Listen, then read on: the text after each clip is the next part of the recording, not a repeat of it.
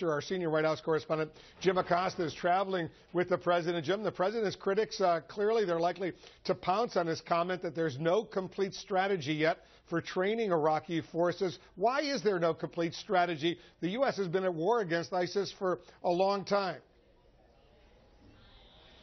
That's right, Wolf. Roughly 10 months now. And keep in mind, the linchpin of the U.S. strategy for defeating ISIS is to conduct airstrikes from the air and to train and arm Iraqi security forces on the ground. So if the cornerstone of the strategy is training Iraqi security forces, it is a curious comment to hear from the president, quote, we don't yet have a complete strategy because it requires commitments on the part of the Iraqis.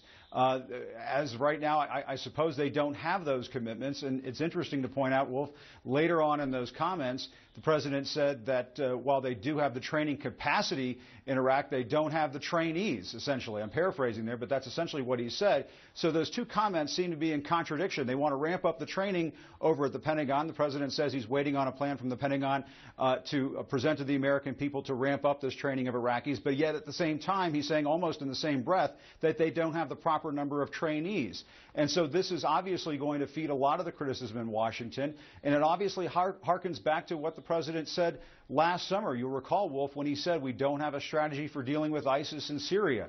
That set off another round of criticism of the president's strategy, and it comes at a time, just remember last week, a CNN ORC poll found nearly 2/3 of Americans don't approve of the president's handling of the battle against ISIS. And so all of this is not coming at a very good time for this president. I will say